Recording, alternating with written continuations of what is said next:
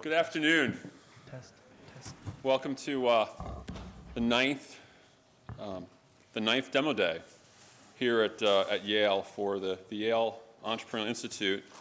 My name is Jim Boyle, and before we get started, I thought I'd take a few minutes to walk you through a little bit of background on the program, since we're coming up on the 10th year of YEI, and as well as acknowledge a lot of the support that we've gotten from the university. It goes without saying that we wouldn't be here if we didn't have tremendous support from the university itself, from the folks listed up here, the provost's office, our parent office, cooperative research, offices in New Haven State Affairs, our friends at development, as well as our benefactors. A lot of guidance, because YEI does not make decisions about the teams or the technologies we work with in the absence of smarter people. Our operating board, our advisory council, and our investment board.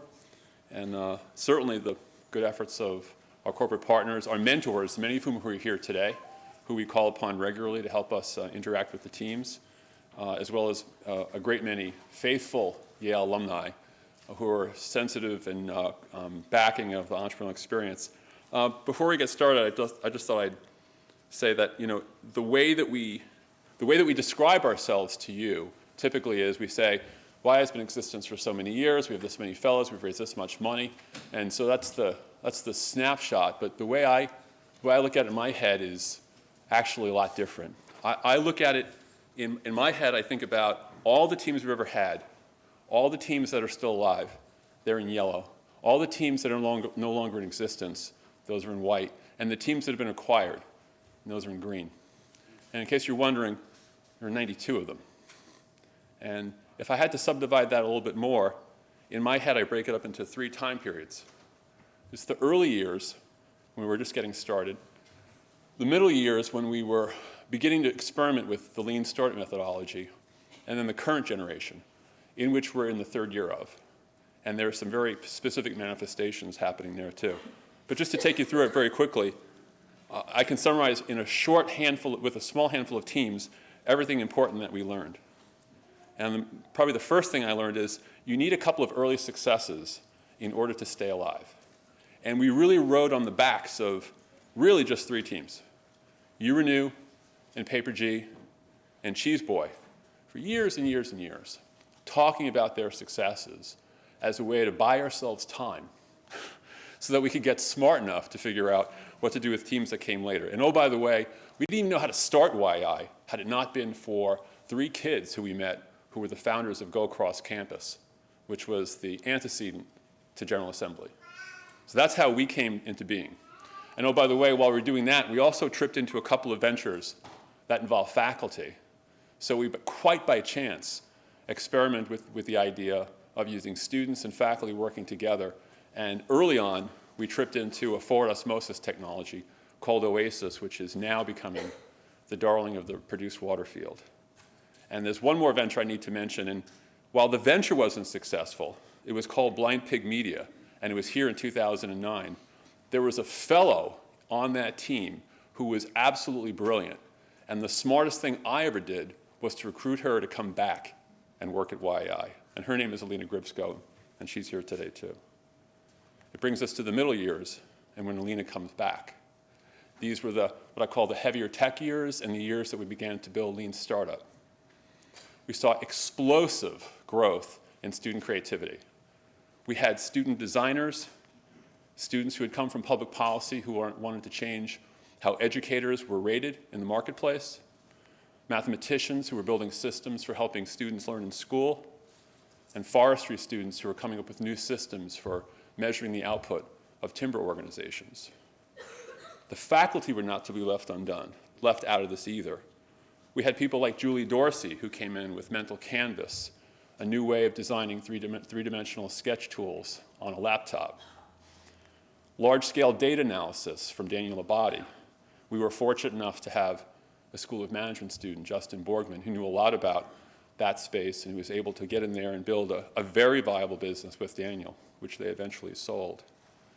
And Arjun Ganesen, who was clever enough to partner with a former professor here at Yale, Herr Koser, who actually thought so much about the venture that he left Yale and became a full-time scientific officer for Ansera, now based in Brantford.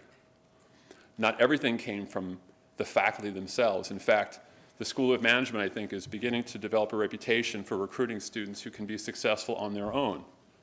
Dan Wolchenok came in here a few years ago. He had been a Microsoft engineer, and he developed a company which was quickly sold to HubSpot.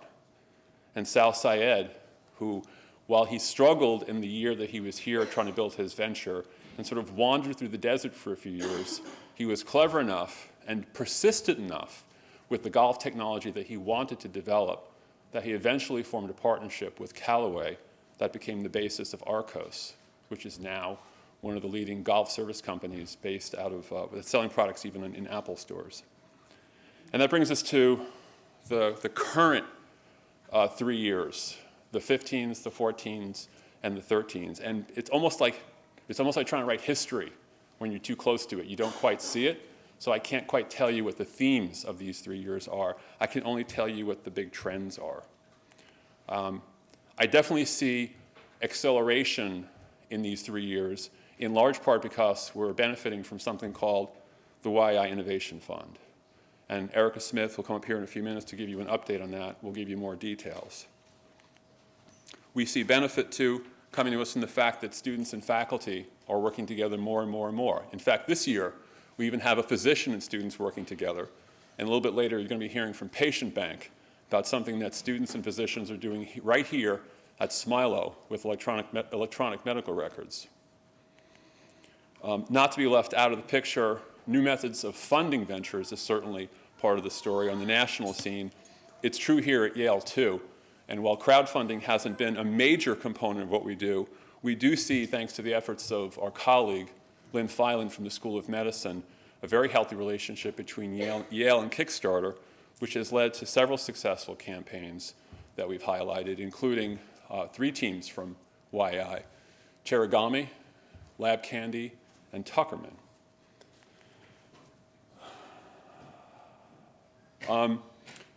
Probably the least understood trend, and probably but one of the most important ones in terms of the Yale psyche is the whole idea of this new notion of the shared economy, the sharing economy, and certainly the broader area of social ventures. And I think we have a lot to look forward to in this space, not just from the past 3 years, but from this year in particular. Last year, we benefited from the explosive growth of Rally Bus, which came out into the scene of providing pop-up mass transit, and is now has raised 7 figures and is growing at a pretty good clip. But we're also seeing quite a few teams that are trying to jump into spaces where they can do good. And certainly Storytime, which is I'll call them a joint product of both the Yale School of Public Health and YEI, is an example of that, having won the Thorne Prize as well as a slot in this year's summer fellowship. So the way I describe this to the leadership at Yale is we try and think about opportunities at Yale as being in or around a funnel. And the top of the funnel really has to do with ways in which we engage the Yale community. You don't have to have anything. If you're a student or a faculty member, you can just sit there and listen. And we try and describe aspects of creating ventures, evaluating intellectual property, working with mentors, how do you raise capital, all those things. They're all part of the conversation. At some point, they'll have ideas, and then we move into the idea of idea testing, the second stage of the funnel. And last, when we get to what we think are viable ideas, we consider them, in our world at YEI, true ventures. In the system in which exists right now, the numbers that we have at Yale look something like this, at least for YEI. We'll talk to 200 or 300 innovators. They'll create maybe 60 or 90 ideas, which maybe 10 or 12 of which will be accepted down into the fellowship as ventures. And from that, maybe 3 to 5 will eventually go on to some early stage funding from us or from someone else. It's not bad. Not bad until you think about the fact that we have 11,000 students and 4,000 faculty members, and I don't know the exact number of alumni. Maybe development knows. It's more than 100,000 people for sure, which leads me to the conclusion that all we are right now is just an interesting pilot experiment. how much larger would we have to be? How much larger would we, not YEI, how much larger would Yale's infrastructure have to be to receive all the great ideas that could come from 11,000 students, the smartest in the world, 4,000 faculty, the best on the planet, 100,000 alumni, some of the best connected in the whole world. So where do we go with this? Where does Yale go from here? I think there's 4 key points I want to leave you with. The first of which is, I think innovation and tech and the access to that type of training has to be everywhere. It can't just be in 1 or 2 classes. It's not going to be at YEI's Tech Bootcamp exclusively. It's not going to be in 1 or 2 S1 classes. If you look at places like Harvard, there are classes scattered across at least 5 different schools.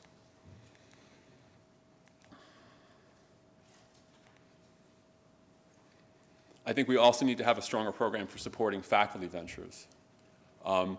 We've learned a lot in the last 4 or 5 years in working with students.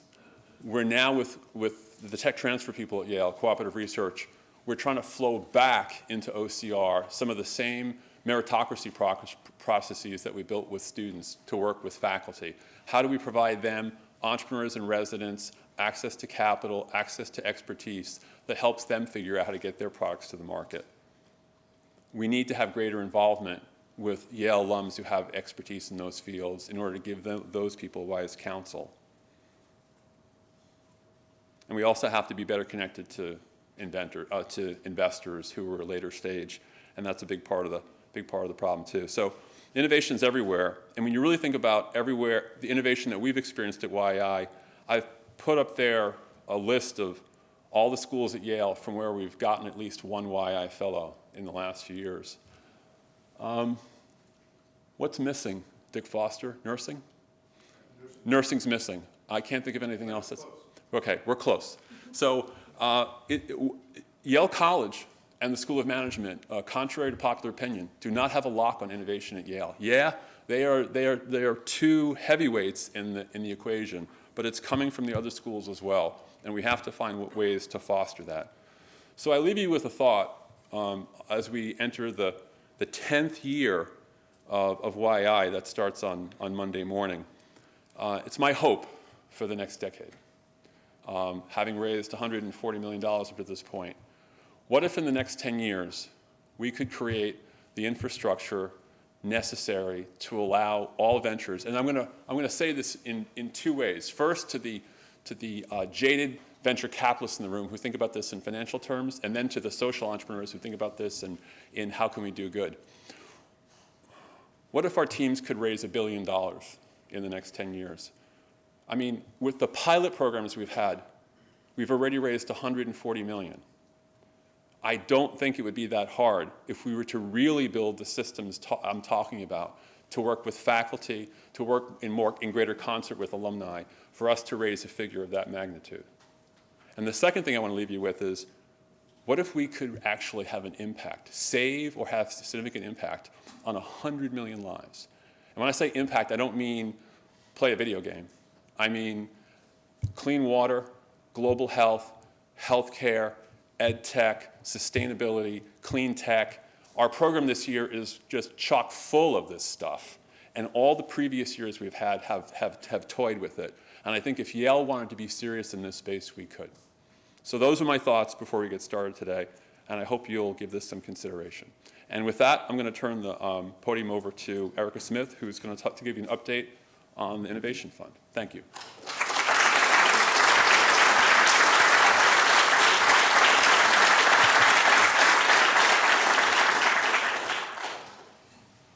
All right, great to be here today. I'm Erica Smith, the Deputy Director at YEI, and to make good on some of the grand visions that Jim describes, really Demo Day is the starting point and the coming out party for a lot of the ventures that we're working with here, the top ventures here at Yale. And it's important to keep in mind, however, that Demo Day is really just the starting point. There is so much, we've had such fun working and pleasure working with these amazing teams grow and develop over the last 10 weeks, but this is just the start. And what we're really excited about is their graduation as they become and develop their ventures even more in depth going forward. And to that end, this last year marked a significant change for YEI. With the launch of the $3 million YEI Innovation Fund, we can provide resources beyond some of the grant funding that we've done today. We actually are moving into investment based on generous funding from First Niagara Bank and Connecticut Innovations.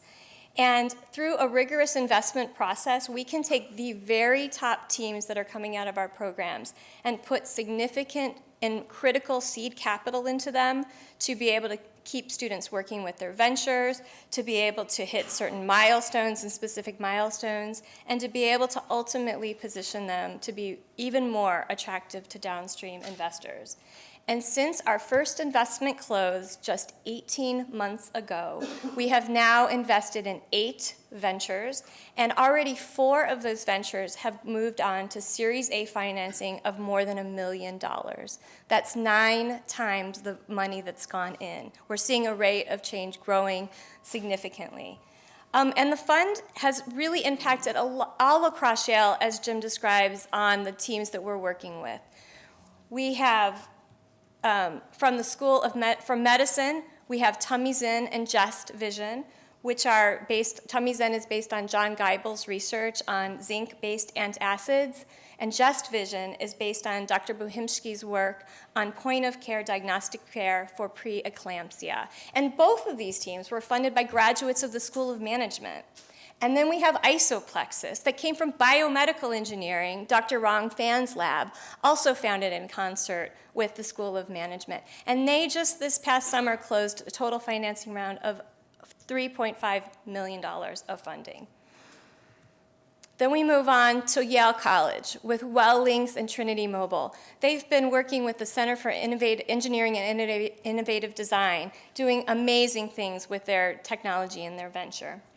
And then to Dextro, coming from computer science and launching a machine vision learning technology, being able to translate images into text and making those searchable. And the Divinity School isn't even left out. So we've got Rally Bus that's able to do crowd-powered, web-enabled crowd-powered bus travel that just launched here at Demo Day last year. And then last but not least, we have Saflux, who you're going to hear a lot more about later today, that was co-founded by the chair of our electrical engineering department, Dr. Jung Han. And this is the very first year that one of our teams came into our program having already received funding before starting the fellowship with monies from Sequoia Capital. The YEI Innovation Fund has created significant validation and interest from outside investors. And this year, we've been invited to highlight our teams both locally at CVG, the EIA Awards, and a number of other resources here in Connecticut, as well as a little further afield. We attended South by Southwest in Austin.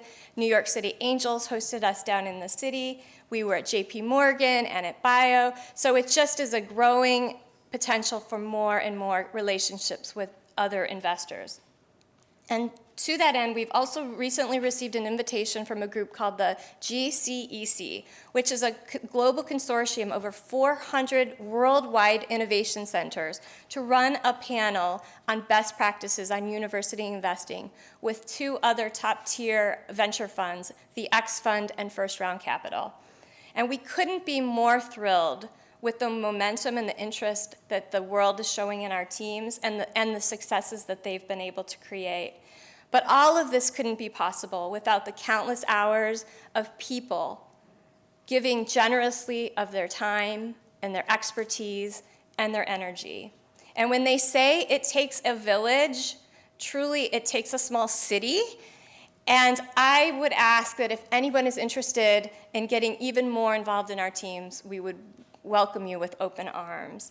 So let me take a minute to highlight some of the important people that are doing just that, that have provided hours of support, education, and workshops to the teams that you see today, and many more, both the teams that you're seeing today here and also the many more that are developing in our current programs going forward. We're truly grateful for our corporate partners. On the corporate law side, we have Frank Marco, Paul Hughes, and Evan Kipperman at Wigan and Dana. We have Jim Schulwolf and Matt Teeth at Shipman and Goodwin. For IP, we have Baz Nablusi at McCarter English, Anthony Sabatelli and Michael Dilworth at Dilworth IP, For marketing and branding, Howard Fish and Noah Simon at Fish Partners. Medical device development, Oleg Shipman at Bridge Innovations. And for tax and accounting, Lisa LaSaracina and Frank Malone at FML. Don Scarano and Andy Arado at Bailey Murphy. And investment and market research, we have Dave Janney at Morgan Stanley.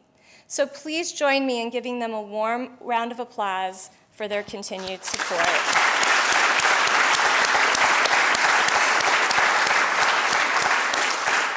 And with that, I will turn it back to Jim to go on with the presentations. Thank you. Thank you.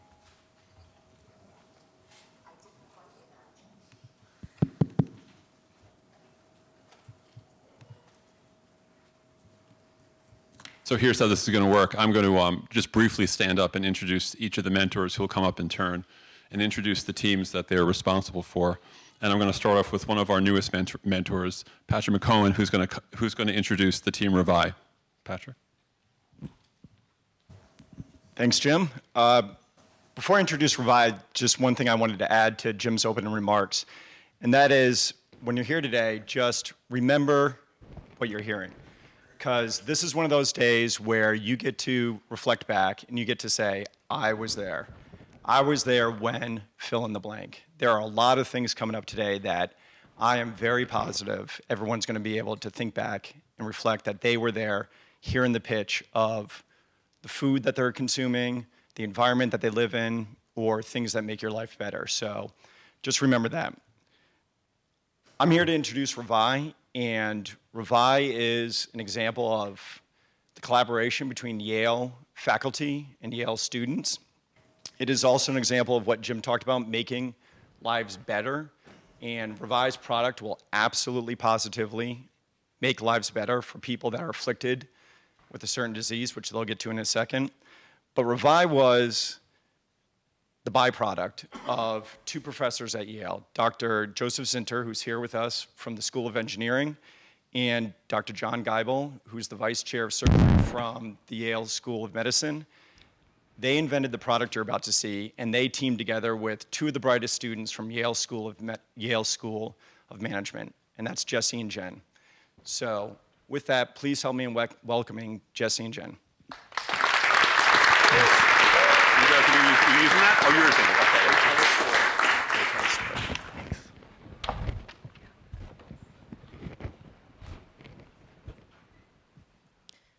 So good afternoon, everyone. I'm Jen Gaze. This is Jesse Rich, and we're Revi. We're here to tell you about an incredible, life-saving technology and an incredibly unsexy organ, the intestine.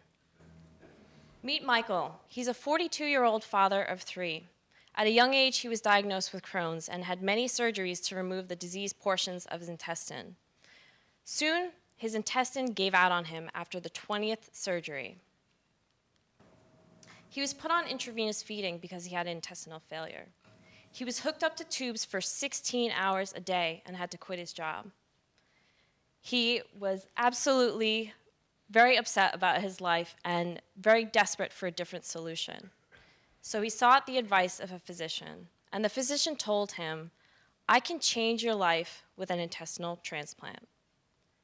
Michael had the intestinal transplant, and soon after, he was healthy enough to carry the Olympic torch. After 30 years of chronic pain, he finally had his life back. But unfortunately, this is not the reality for most people living with intestinal failure. Today, there are over 15,000 people suffering from this disease, but only 139 procedures were performed last year. So why is there this huge gap? Well, we're still using the same technology to move organs that we have been for the last 30 years. A cooler with ice. Yes, that is a beer cooler. So the problem with the cooler is that the intestines contain lots of bacteria, so they degrade very quickly when they're being transported from the donor to the recipient. So as a result, they show up in less than ideal condition for surgery. 50% of transplanted intestines fail within 3 years. It's an incredibly risky procedure, and surgeons only perform it as a last resort. The second problem with the intestine is that you can't move it very far. So there are people across the United States just waiting for a healthy organ that can't get one. So we have 15,000 people with intestinal failure, 250 on the waiting list, while 8,000 intestines are literally thrown in the trash. The researchers at Yale have invented a better solution, the intestinal preservation unit. It's a patent-pending organ transport system. It contains 2 pumps that circulate a nutrient-rich solution through the organ while it's being transported from the donor to the recipient. Results from our pathology tests have shown that tissue in the IPU remains healthy, while tissue in a cooler degrades significantly, and you can see this in the pictures above. We've conducted experiments on human tissue, and our results have shown that tissue that is put in the IPU for 8 hours is as healthy as when it was put in. We recently attended a conference in Argentina where the top transplant surgeons in the world were in the audience. We shared our data, and they were very excited about this technology. We are on the cutting edge of research in this area. Thanks, Jen. So what this all means is that we can effectively expand the donor network to the entire United States. We can now get healthy intestines to the patients that are in desperate need of a transplant. So what does this mean? It means that getting these patients healthier organs can do a few things. It can decrease complications, shorten hospital length of stay, and reduce patient medication. Now, all these things lead to better outcomes for transplants, which saves hospitals and insurance companies tons of money. So as Jen mentioned, intestinal transplants are pretty risky. They're also incredibly expensive, though. Hospitals allocate over $100,000 just to get the intestines back to the hospital for the transplant. Our plan is to charge $30,000 per use of the IPU, which can be easily justified by all the cost savings and fits well within the budgeted amount as well. So now that we can actually get patients the healthy organs that they need, we can finally satisfy current demand, including the waitlisted patients. This will allow us to generate $12 million in annual revenue. But we're also improving outcomes, which means we can greatly expand the total market for intestinal transplants. Conservatively, we can get to 1,500 procedures and $45 million in revenue. Now, this is only 10%, though, of the 15,000 patients with intestinal failure. So where are we now? We've created a functional prototype, we've tested it on animal and human tissue, and we've proven that what we have works. So where we're going now is we're getting it through the regulatory pathway so that we could commercialize the IPU by 2018. And then at that point, since it's a platform technology, we can then extend to other markets, including liver and kidney, among other organs. Let me tell you about the founding team. So as Jim mentioned, we have Dr. Joseph Zinter, who's here with us from the School of Engineering, Dr. John Geibel, who's from the School of Medicine. He's also the vice chair of the Department of Surgery. And together, they invented the IPU. So Jen and I are from the School of Management. Along with John and Joe, we founded Revi so that we could commercialize this revolutionary technology to save people. We also have an impressive list of mentors and advisors, including a former FDA director, a chief medical officer, and even the chief of transplants here at Yale, among many others. We also have industry-leading partnerships with the Yale School of Medicine, Management, Engineering, New England Organ Banks, and even the American Gastroenterological Association. So we have really broad support for what we're doing. So please, help us save more patients like Michael. There are 15,000 patients with intestinal failure. With our Revi IPU, we can save patients and give them their lives back. So if you have any interest in what we're doing, we'd love to speak with you and tell you more about what we're doing and even show you how our device works. Thank you.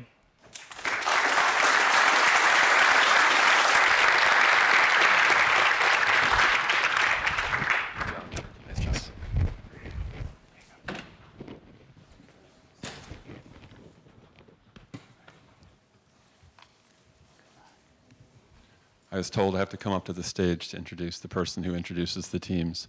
So I'm just following directions, trust me. We're very happy to have a guest with us today, a young man who I've never met until today. His name is Jason Sobozinski. I looked down because I want to make sure I spell it right. Just looked up his credentials online, and the guy's a real serial entrepreneur and restaurateur. So with that, I'd like us to welcome the owner of the KCS Bistro and Fromagerie to the stage, Jason, to introduce Bite.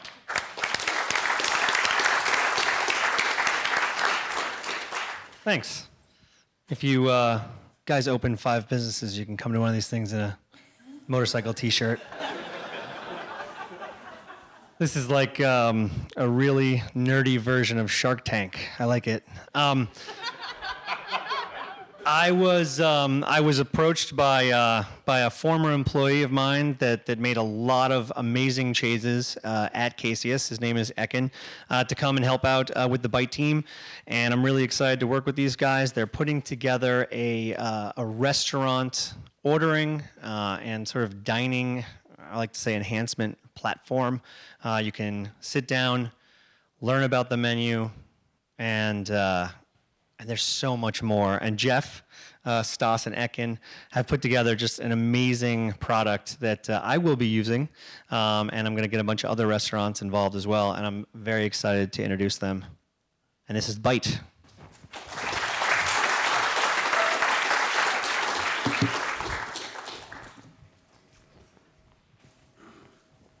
Thanks, Jason. Unfortunately, I still have to keep my jacket on. I only started one business, so that will remain for now. As Jason mentioned, my name is Jeff Hong. I'm the CEO and one of the co-founders of Bite. And Bite is a digital menu platform company. What that means is exactly that. Tablets on restaurant tables, starting right here in New Haven. And some people have asked us why put tablets on tables, but that's because we want to provide a better dining experience. And that better dining experience comes in 3 of our products. The first is a content-rich, immersive experience that you can see photos of the food. You can learn a little bit more about maybe where it came from, what it tastes like. The second, we want to give guests the ability to order what they want, when they want it. And finally, maybe you've had this moment of frustration before. You're done with your meal, and you just want the check. And unfortunately, it takes you another 5, maybe 10 minutes to get out of there. We want to give tableside payments, and it has never been as easy to split the bill and pay when you're ready to. We know we're going to be disrupting the restaurant experience. But we don't just want to disrupt the restaurant experience. We actually want to become the restaurant experience. So let's help us dine happy. And we launched at Delania. It's a pizza restaurant, a gourmet pizza restaurant right here in New Haven, right on State Street. And we launched 2 weeks ago. And hundreds of guests have seen our product. They've used it. 80% of guests actually love it. We've gotten incredible feedback. Everyone from saying that they really can't wait to see this in more restaurants, to a 2-year-old girl who points at an item and tells her dad, "I want that." She doesn't know what that is, but it looks delicious, so that helps. And all these people are happy. And happy guests lead to a lot of things. Happy guests lead to spending more money and time at a restaurant. Happy guests lead to happier staff if they're spending more money, while staff are making more tips. And happy staff and happy guests lead to happy restaurant owners. They can have an increased revenue stream. They have staff that will stay at the restaurant for longer. And they have a repeatable customer base who are looking forward to try new things on their menu every time they come. We know we're not the first people in the space. Actually, there's a bunch of companies doing it already. Some built their own tablets because they started a few years ago when tablets were very new. Others created an app for every restaurant, but we've also seen that not everyone wants an app for each restaurant they go to. But collectively, even with all these customers, this market is brand new. In fact, only 0.5% of the market has been captured. So that leads us to believe that there's a huge market out there. And exactly how huge? Well, there are over 1 million restaurant locations in the US. And we think 400,000 of those restaurants are exactly our target. They'll like to use Bite, and they want to use more of it. But we realize, hey, we're not the only player, and we can't go nationwide. So starting in Connecticut, there are 14,000 restaurants in Connecticut. And anecdotally, from just walking on streets, knocking on restaurant doors, we found that 10% of restaurants really like our product and would be intrigued to learn more.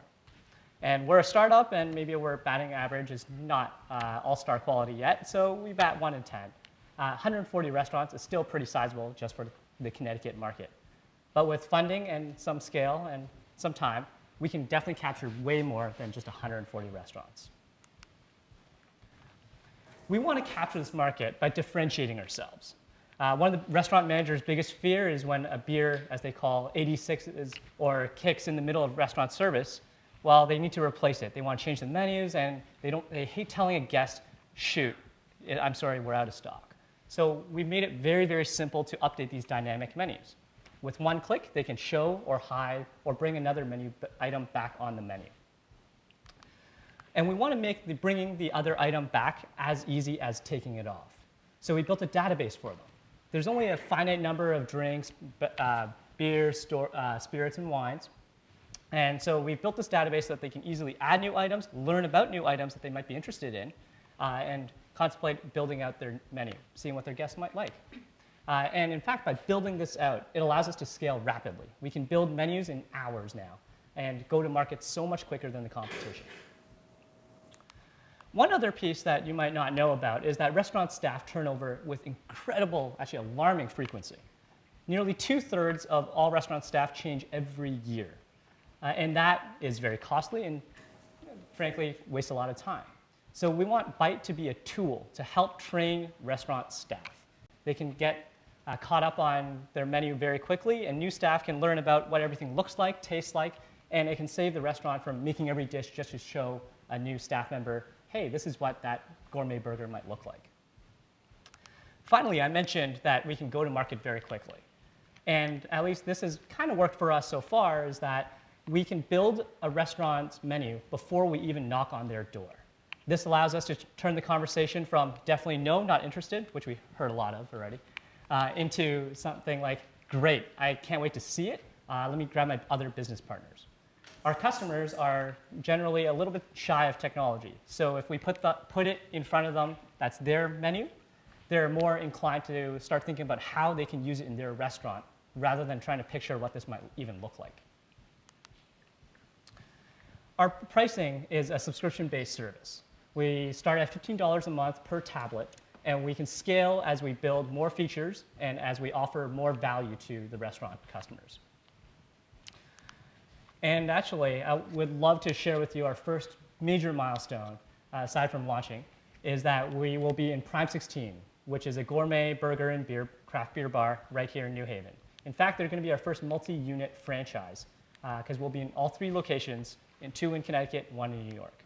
But that's not the only thing we have in stock and coming up. We want to be in 20 more restaurants in the early fall, and then we'll start on a path of fundraising to help us get more than that 140 restaurants. And from the development side, we're always making our product way more robust, and we want to start migrating to Android to really capture even a larger size of the market. But we couldn't have done this without an incredible team. So I recently graduated from the Yale School of Management, had some experience in marketing at Mattel and Disney. Our engineer was one of the first hires at Hulu, and most recently worked with Sean Parker. And Etkin started the Little Salad Shop and managed Casey's for a while until I convinced him to join us. I'm surprised actually Jason is still willing to do this. But we're also backed by wonderful advisors and mentors. Jason, who you just met, along with David and Patrick, who bring not only startup experience, but tech and business savvy to the team. So if you haven't checked us out at Delania, I'd encourage you to do so. Or we'll see you at Prime 16 in a couple weeks. Thank you so much, and we are Byte.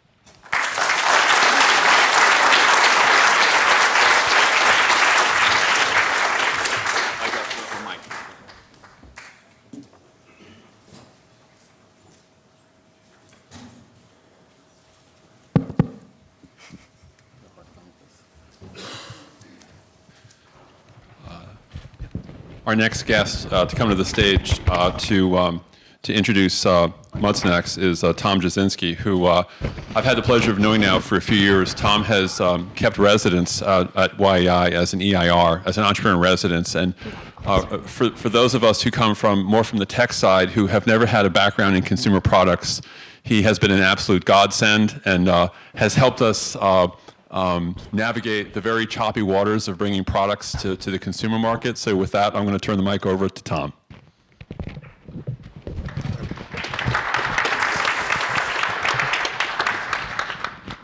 I'm here today to introduce you to Tess and Georgiana, the founders of Vita snacks and let them tell you about their introductory first new product, Mud Snacks. My fellow mentors, Rick Hunt, Kiri O'Connor, and I have all spent the large majority of our career in the world of FMCG, fast-moving consumer goods. And the thing you learn quickly in this universe is that what looks like an extraordinarily simple proposition at the end of the process actually has an enormous number of moving parts.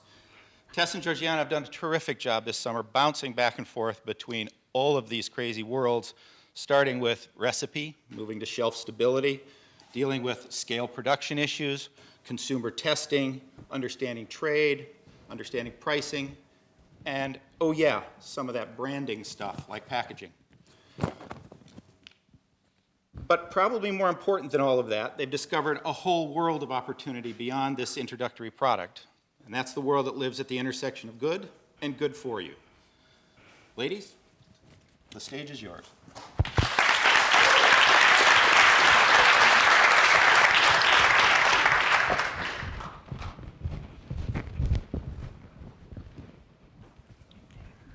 Hi, I'm Georgiana. And I'm Tess. And the two of us are the co-founders of Vita. Vita aims to rethink the way that people snack, creating healthy chocolate bean-based products that make it easy for everyone to treat themselves right, nutrition and indulgence. So Tess and I originally met at a Washington, D.C. nutrition internship, where we became instant friends. The most common pain point we were hearing from our customers, though, was that there's not a healthy and tasty enough way to get all natural forms of protein. So we took this back to the Yale kitchens with us and set to work.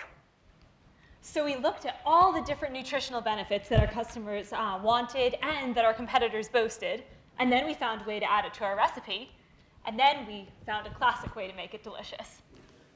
So Vita aims to rethink the way that people snack, and we're testing the market with our first product, Mud Snacks, a first in Vita's line of tasty and delicious bean-based products. So we have retailers that want it on their shelves. We have a production and distribution network in place.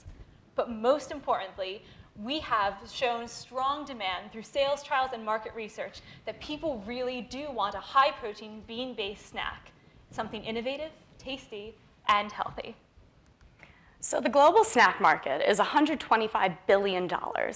Recently, there's been a trend that's been a shift from overly processed goods perceived as unhealthy to trendier, more wholesome ingredient foods, foods that you can point to and you say, I know exactly where I'm getting these ingredients from. So these icons are staple products. No longer are these bonuses, but they're expectations. And this food product industry is truly a meritocracy. The products that do the best job at balancing taste and nutrition are the ones that are going to be able to grab the most loyal consumers. So a 2015 study of consumer habits determined that snacks that bridge the gap between nutrition and indulgence will break through the clutter. So we're happy to share with you that Mud Snacks manages to do this. So how do we do this? Are we saying that we've managed to create a delicious product that's not only not damaging, but is actually good for you? Yes. That is what we're saying. And how do we do this? Black beans. This superfood is not only a great base for baking, but it also packs a nutritional punch by being gluten-free. We are vegan, we're gluten-free, we're all natural, we have 8 grams of protein, 6 grams of fiber, and are low sugar and low fat. So this is all coming from the beans. Again, as I said, you can point to the bean, you can say, this is where I'm getting the health. So, will a bean-based product actually work in a snack product? Yes. So in 2014, 49 new products were bouncing off the shelves, and they all included beans. But they were mainly in the savory category. There really is nobody doing it in the sweet space. That's where we come in, and we do it with chocolate. So right now, we're mainly appealing to families, but we also hope to expand into women and to kids. So this is where our future products are going to delineate into. So let's take a look at our competitive landscape. So nutritionally, we beat out our competitors, and it tastes delicious. So here we're comparing it to the leaders in energy bars, gluten-free brownies, all family health bars, and bean-based snacks. So first off, we're lower in calories. We're half the calories of a Cliff Bar. Also, we're high in fiber. Beans are high in fiber, and it tastes like a brownie. We're also really low in sugar. So let's compare it to the brownie. That's a real dessert. We're lower in sugar. But we're also much lower in sugar than the Cliff Bar, the presumably healthy bar with the nutritional profile of a brownie. And then our main selling point is that we're high in natural protein. It comes from a bean, which that is where you know that's where your 8 grams of protein is coming from. The same can't exactly be said about soy protein isolate. Also, we are soy-free. We're low in fat. It's not saturated fat. And also, we are both gluten-free and vegan. These are terms that really drive purchases, and it's something that consumers know is synonymous with health. Plus, we can be cost-effective, even to get off the ground. So selling mud snacks at $2.75, where does that money go? $1.66 goes to the co-packer, 69 cents goes to the retailer, leaving 40 cents for mud snacks. Keep in mind, this is only at low scale. When we start doing online sales, the retailer doesn't even take a cut, allowing us to capture even more of an ample profit margin. Moving to medium scale, 91 cents goes to mud snacks, or a 33% profit margin. So basic economies of scale tell us that moving to large scale will drive up our profit margin even more. And we have the team to do it. Georgiana and I bring complementary skill sets and have a great collaboration. We also have fantastic mentors in marketing and branding, all with experience at Kraft and General Foods. We have an engineer helping with product development, and we have a co-packer lined up who can really help us become a scalable enterprise, and also who can help us with distribution, packaging, getting it really onto the shelves. So where does this leave us now? Let's take a look at our milestones. So our market research that we conducted in the fall of 2014 spanned across 600 people in which we verified consumer demand. This summer, we were in 3 New Haven locations, and the product sold faster than we can put it on the shelves. And most recently, our milestone that we're most proud of is nailing down a co-packer. After conducting extensive research in co-packers, trust me, they're hard to find, and going on multiple site visits, we finally locked down a co-packer that's able to give us a 6-month shelf life that makes us competitive at large scale in retailers. So now looking toward the future. First, in the fall, we're going to be going into local retailers who've either already had mud snacks on their shelves or who really want it there. We're then going to be looking towards a Kickstarter that will help us support larger production runs. We'll then be moving to online sales and niche blog advertising. And then finally, moving into early winter, we're going to be pitching to larger natural food chains in the region. But then we really want to keep on growing. Our goal is to make this the obvious snack choice for the mainstream consumer. So we're going to be targeting larger grocery store chains. We're also going to continue to monitor consumer dynamics as we launch new flavors and develop new product lines, all enhancing Vita's vision. So to make this effective, what we're really looking for is connections in the food space in these 3 main categories that can help us scale up and that can help us reach our greatest potential. So our market research and sales trials show that people want mud snacks, this high-protein, bean-based chocolate snack, for themselves and their families. And the market is just right for us now. So we have brought some samples for you to try. They'll be waiting out there, and please come talk to us and try them after the pitches. See how we have created the healthiest and tastiest way for you to treat yourself right. Thank you. Thank you.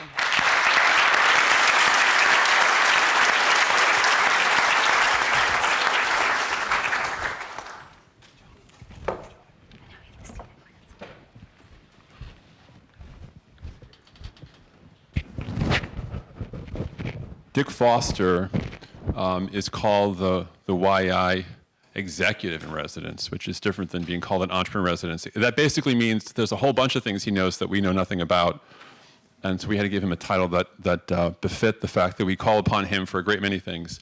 Dick's, in addition to being a graduate of Yale College and the Yale Engineering PhD program, a longtime member of the McKinsey practice, started both the technology and the healthcare practices, is a board member of Athena Health, a board member at Memorial Sloan Kettering, and given the nature of the next venture and how complex the tasks they're facing, he is far and away the best individual to introduce the team. So with that, I'll turn the microphone over to Dick Foster. Thanks, Jim. So it's my great pleasure to introduce to you Paul Fletcher Hill and his team. for a really quite incredible venture. Just a little bit of background. Right now in the United States, there's 3,500 healthcare information technology companies trying to meet the needs of healthcare delivery in the American healthcare system. There is no school where you can get a degree in healthcare delivery, as it turns out. So this is an entirely new area, which I personally think is going to totally transform the way healthcare is delivered in the United States in the next 10 to 15 years. Right in the center of that, at the interface between the patient and the doctor, is a lot of data and a whole series of government regulations, which are quite daunting to get around. Paul and his team have built an amazing set of technologies in grease lightning speed and made enormous progress with their clients in actually getting use. Everybody in the venture business likes to go to get their round A. These guys are getting revenue, which I think is even better than round A money, as a matter of fact. So it's my great pleasure to introduce Paul and to have him tell you about his exciting venture and his team. Thank you.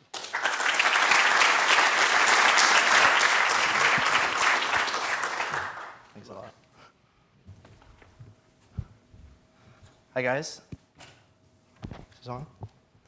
So I am Paul Fletcher Hill. I'm Patient Bank's co-founder and CEO. Patient Bank is a platform that streamlines the intake process at hospitals. So to start our story, let's look at a standard US hospital. For today's purposes, let's call it YEI Hospital.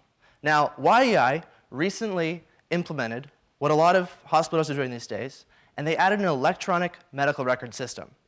Now, this system does its job pretty well. It manages information inside the hospital. But when YEI wants to pull in information from other systems or take information it has and give it to the rest of, other institutions, things break down because the only way to do that right now is with fax and paper. Now, just to put this in perspective, if you have a doctor who's using an EMR and you have another doctor who wants to get information from that doctor, the best that we can do right now is give your new doctor a pile of paper that looks something like this. And the reason is that in healthcare, we haven't yet figured out a cost-effective way of sharing electronic information between healthcare institutions. Luckily, at Patient Bank, we've done just that. We're building a software platform that sits on top of the hospital interface, system, and streamlines the entire intake process. That's everything that happens before the patient's actual appointment. Now, most of that is gathering medical records for the patient, and Patient Bank automates both the requesting and the digitizing of all this information. So this offers tremendous and substantial cost savings for hospitals, but also just a much better experience for hospital staff. Now, to put things, just to be clear, Patient Bank is not one of those electronic medical record systems. You might have heard of these, things like Epic or Cerner or Practice Fusion and Athena Health. These are all EMRs. And while Patient Bank and EMRs both sell to hospitals, the scope of what an EMR has to do is just daunting. EMRs have to build e-prescribing software, they have to do order entry, they have to do billing, and so many more things. But at Patient Bank, we're laser focused on just one part of this market, and that's intake. So while these EMR companies are distracted building comprehensive software suites for whole hospitals, Patient Bank is owning the intake space. And that's our competitive advantage. So let's step back a second and figure out what this intake process actually entails. So as I said before, it occurs before the patient's visit. It's often about getting the patient's medical records and sharing it with that next doctor before the appointment. Seems pretty simple, right? Well, the way the hospitals do it now is they're throwing people, fax machines, and a lot of paper at this problem. And the result isn't really that great. As you might imagine, this is not an efficient process inside of a hospital. So at Patient Bank, what we're doing is making this as simple as we can. We're removing sticky notes in place for an online appointment dashboard. We're replacing paper authorizations and fax machines with electronic signatures, and we're replacing those stacks and stacks of paper that you're so used to seeing in healthcare with an easy-to-use online interface with all of a patient's medical records in a single location.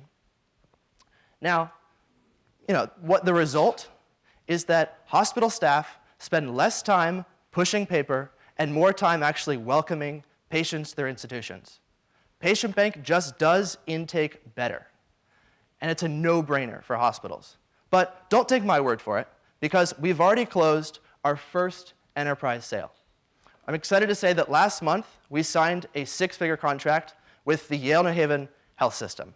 Now, we all know how hard enterprise sales are, but this process taught us an important thing. It taught us exactly what we need to do to sign hospital contracts. And that's that we have to offer real cost savings. We have to be safe and secure. We have to improve the patient experience while complying with laws and regulations. And the fact that our contract exists means that we were successful in all 4 of these areas. Now we're starting right now. We're rolled out at the Smilo Cancer Center. And admittedly, that's a pretty small part of the whole Yale New Haven healthcare system. But that's just a lot of room to grow for us in our first sale. But let's set aside Yale New Haven for a second and look at the rest of the system. So we've estimated that the market for intake exceeds $11 billion. Now, that number seems pretty large, but it stems from the fact that hospitals spend about $150 on intaking every single patient. With Patient Bank, we can do intake with $50. And with a small Patient Bank fee on top of that, we're still decreasing that $11 billion being spent on intake every single year down to $5.5 billion. Look what we just did. We saved the healthcare system over $5 billion. That's money that hospitals can reinvest. This is huge. Now, we still have to go after that $5.5 billion market, but we have a plan to do that, and it starts with patients. Let's go back to YEI Hospital that we started with. This patient at the top, that is Jim Boyle. Jim is a former YEI patient, and he has an upcoming appointment at a new institution. Let's call it NYU Hospital.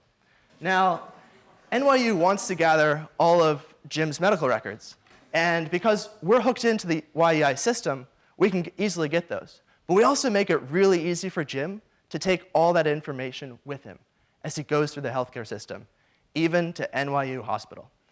And so NYU is not currently using Patient Bank, but we still have a way to get information from Patient Bank in paper form to NYU.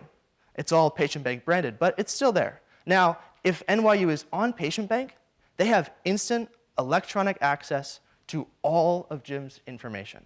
And this is putting tremendous amounts of pressure on NYU to adopt Patient Bank, showing just how viral we've built our system.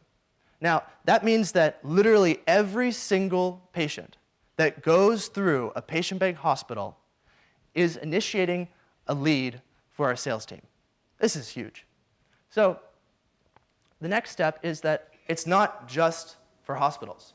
We're giving Jim back his own information because we believe that patients, not just hospitals, but patients themselves should own their data. And this isn't just an idea that we have. This is something we're putting in practice today. We're working with a rare disease registry at Mass General in Boston called the Williams Syndrome Registry, and we're giving patients access to their data through Patient Bank, and they're gathering all this data and sharing it for research. Now, remember, all of this started with a better intake system. And so better intake leads to easier release, and easier release leads to increased access to information, not just for hospitals, but for patients themselves.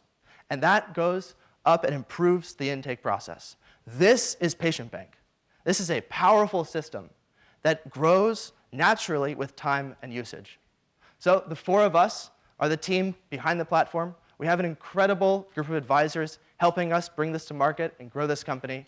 So again, I'm Paul. I'm the CEO and co-founder of Patient Bank, where we're streamlining the intake process for hospitals. Thanks very much.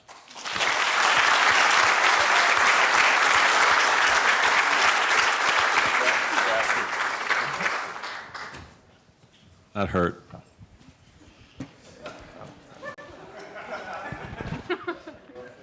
Inside joke. Digital media is an area that I tend not to do much intake with at YEI.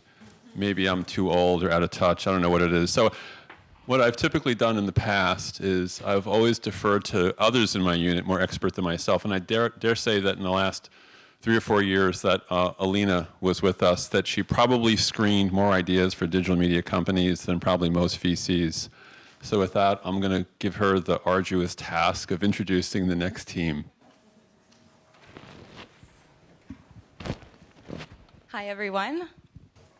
Today, I'm very excited to introduce Jazz and his company, Hotspot. I've known Jazz for several years through his time as a student at Yale. Last presentation. Thanks for priming me, Paul. And I've been advising Jazz on his company since last fall. As I'm sure you'll see, he's not just a visionary entrepreneur, but also an executor at the highest level. I remember when we first sat down to talk about Hotspot and he shared his vision, which you'll hear in a second. And I said, that sounds great and ambitious. And then I asked what's often a killer question, which is, but how do you know anyone will want to use your product? And he said, because I've already coded it and shared it with my friends, and I have 400 people using it. And my mind was blown. So since then, Jazz has continued to pivot and iterate. He's never content to settle for less than the best experience for his customers, and he never stops the hustle. They say in the early stages of venture that you bet on the people, and Jazz is someone I'd suggest you keep an eye on. Here he is.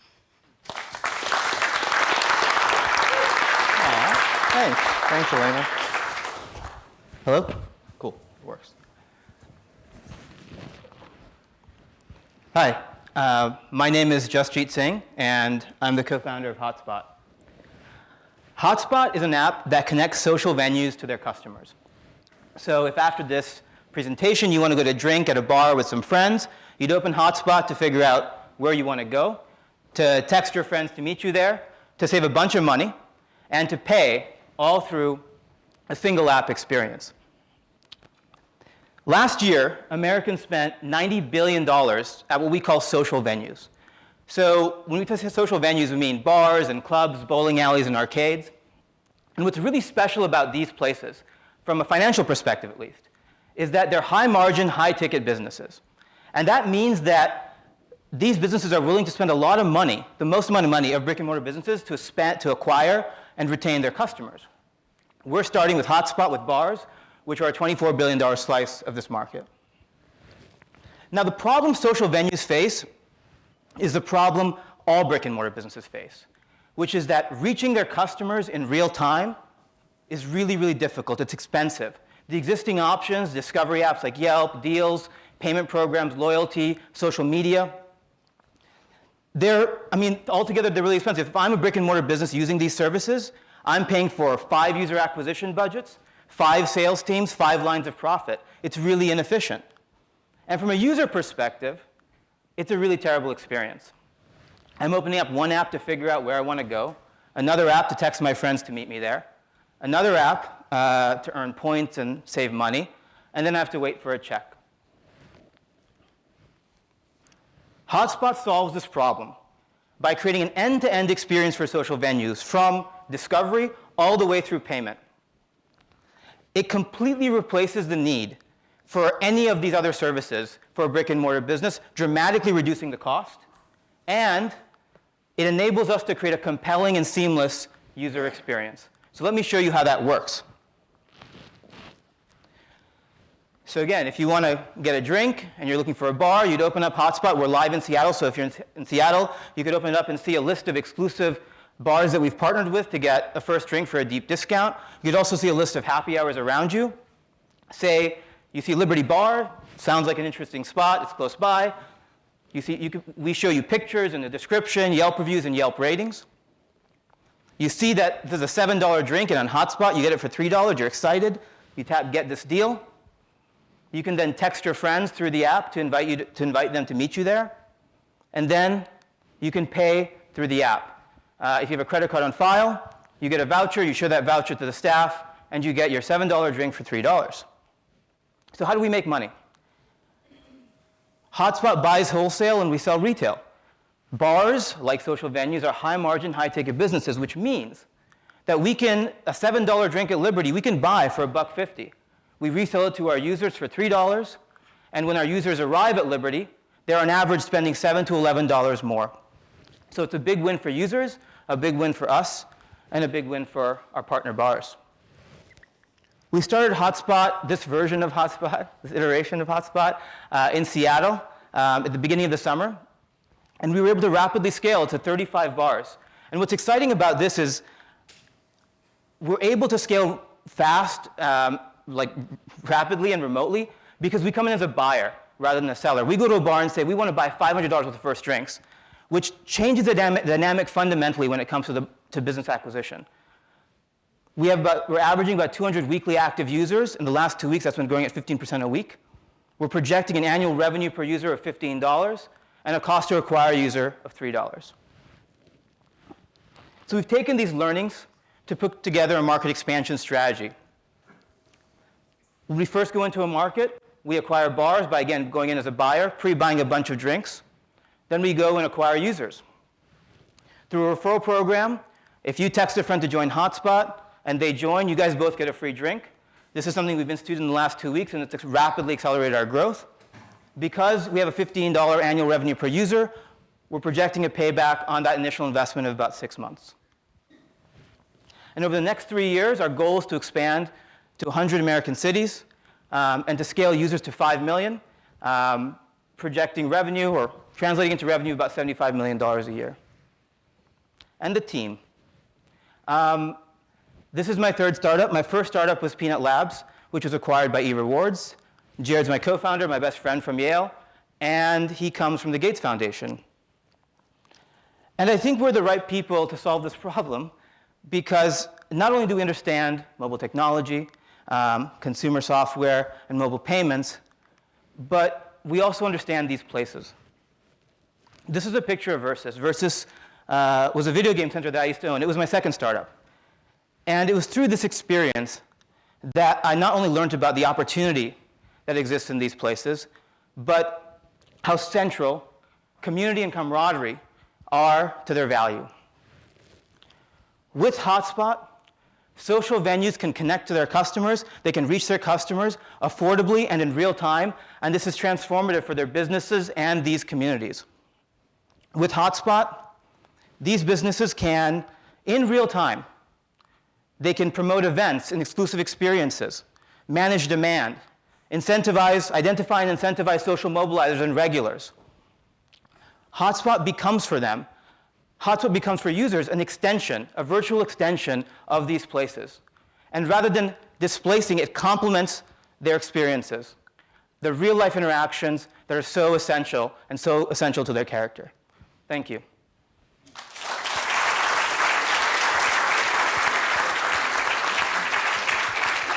Thanks, Jim. To introduce the next venture, we couldn't be more pleased to have someone with such a huge reputation in the education space. Mike Miotti is the former commissioner of the Department of Higher Education and has a long history in innovation, public policy here in the state. And so he's going to come up here and give you a brief introduction on our good friends at Storytime.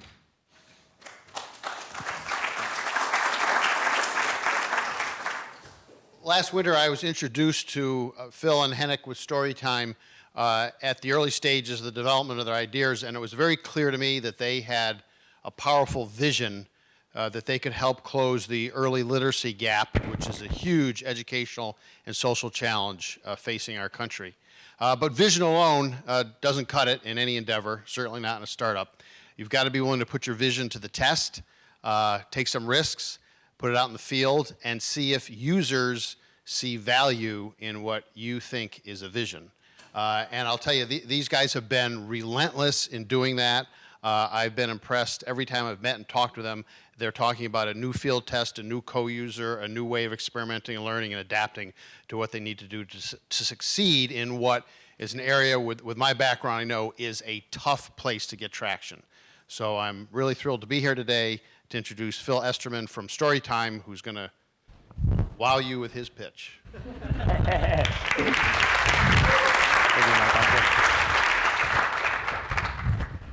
Thanks a lot, Mike, and hey all, I'm Phil, and I'm working with Jordan on Storytime to make early literacy simple and scalable by text message. Because for low-income parents, life makes it darn hard to read at home. Take Harleen, a mom I met teaching Janelle at Martinez Head Start Preschool. Harleen has no books at home, and she was never read to as a kid. She's just trying to get Janelle to school and to get diapers for Liliana. Harleen's not reading, she's in survival mode. And the result, by age 4, poorer kids like Janelle have heard 30 million fewer words than their wealthier peers, a word gap that stunts early brain growth. And because of it, Janelle's more likely to drop out, have an unstable family, and live in poverty even 40 years later. Janelle is set up to fail, and she hasn't started kindergarten. But the problem's bigger than just her.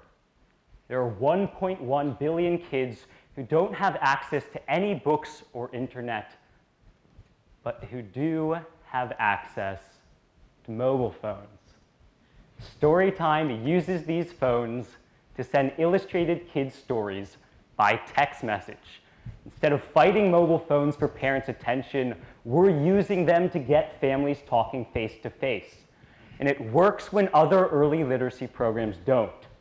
Right now, there are home visiting programs, book and tablet distributors, smartphone apps, and text tips. But these all either don't get families talking or require smartphones and internet beyond many parents. They don't build reading habits, and they overlook parents with weak reading skills themselves, or they just cost too much. Shipping paperbacks, tens of dollars a family, e-readers hundreds, and home visiting thousands. Storytime works better. Instead of babysitting kids like apps, we get families talking with prompts to ask about pictures and to relate the story to their kid's life. To point out rhyme and alliteration, and have the child guess what's coming next. We also tailor our stories to each child's skill level. And we skip expensive tech to use the unlimited texting that over 85% of low-income parents already have. We also show parents what's going on in class. Teachers can choose stories related to that day's lesson and include notes to their families. All families, because even parents without reading skills can get Storytime pictures and audio. And parents who don't speak English can get Storytime in their language, starting with Spanish. Word for word, it's about 200 times cheaper than just shipping paperbacks. And over a year, that cost adds up to $5.30, while our federal Head Start customers pay us $36, and wealthier parents pay $84 through their schools. Margins that will only grow as we cut costs using other messaging platforms. But before we had sales, we won the $25,000 Thorn Prize to fund our first pilots and to get impact data. So right now, only 20% of US low-income parents read nightly with their kids. But 52% of Storytime parents have started to. We've since sold to our first government customers, the New Haven Head Start system and others, total of 5 schools and 580 families. And for our fall pilot, we have 15 schools on our wait list with over 3,000 families. To insulate ourselves from competition, we're working with advisors from the Yale Child Study Center to rigorously assess impact. That helps as we sell to more governments. The city of Bridgeport wants Storytime for its 150,000 residents, and we've been invited to pilot in Texas as part of a federal promised neighborhood grant worth $24 million. By expanding just through our current customers, we can reach 2.7 million kids, and at our $30 margin, make $81 million. But that's only a small piece of the total US early literacy market. Right now, book distributors are already spending 1.1 billion serving low-income families, and Head Start is growing fast and now spends 10.1 billion on early literacy. And that's for just 5% of US toddlers. But reading access is a global problem, and there are over 1 billion kids who don't have books and who don't have internet. Right now, Storytime is the only reading platform that does not require internet and that can scale to reach them. We've got mentors to guide us from education and families, early literacy and research, and business and tech, including Patrick, who led all the texting for Obama's 2008 campaign and is helping us work out messaging partnerships. We're the team doing it. Jordan studies math, has led electrical engineering research, and is our CTO. He's also been my best friend since 4th grade. Henrik and Jillian are Yale students on our engineering and content teams, and I'm Phil, a computer science major at Yale and Storytime CEO. I'm also a former Head Start teacher. And about a month ago, I signed up my old families for Storytime, including Harleen.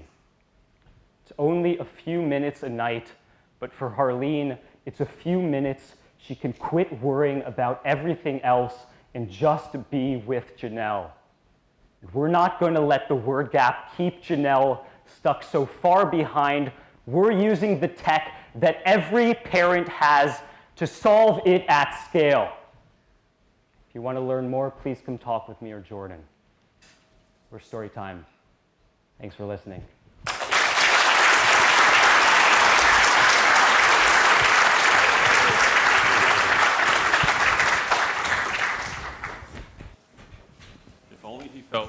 If only he felt more strongly about what he's doing. And by the way, Jordan, his co-founder, is from the University of Florida, and he worked at the Rick Yost Mass Spec Lab, which is one of the coolest places in the whole universe. So that's a crazy team. We're very happy because of the complexity of the following venture, Groio, has to do with precision agriculture and things that many of us at Yale don't know much about. We're very, very happy to have had the good fortune to be introduced to Param Srikanth, who is here with us today. Param is actually a business development leader at DuPont Biologicals down in Philadelphia. Long background in the agriculture space. Before working in DuPont Biologicals, he was in DuPont Ventures, and before that with DuPont Crop Protection. So from all those titles, we can expect that you are the world's expert in the space in which you're about to introduce the team. So with that, we will hand the microphone to Param.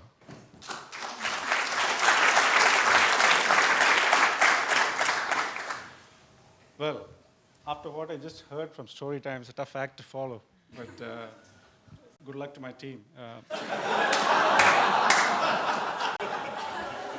Anyway, good afternoon, everybody. Thanks, Jim and Erica, for this opportunity. My fellow mentors is Chris Hill with Semmer & Associates, Jamie Smith with Lodestar Energy, and Dave McInnes with Dave McInnes Consulting, and myself. We've had a great pleasure working with Groio. And one of the key things many of you would have heard, the key pillars of a successful venture is a strong team and the ability of the team to work together. Well, you know what? The two founders of this team have known each other since 6th grade, believe it or not. And since that time, they've been playing around with unmanned aerial vehicles for search and rescue operations. And then in 2012, they were joined by a third friend from the same high school, who's a Stanford engineering graduate. And he joined them in 2012, and they redirected their efforts towards agriculture. Why agriculture? Why now? Well, agriculture is big. And right now, technology and data, big data, applied to agriculture is even bigger. So without stealing the thunder, please welcome Groio and the high-flying trio.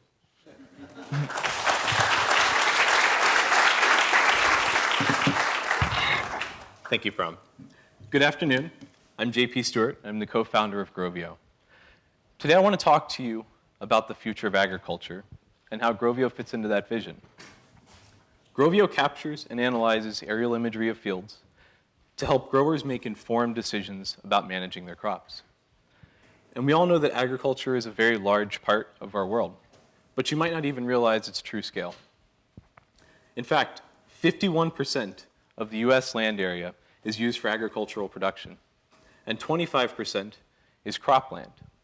In total, American crops account for $121 billion a year. And this is just a very small part of the $1.5 trillion worldwide agricultural market. Now let's take a look at how crops are grown now. The general formula is pretty well known. You plant some seeds, water and fertilize them, and apply the chemicals as necessary. Then you pull them up at the end of the year. What you might not know is that fields require very careful observation to look out for disease and other issues.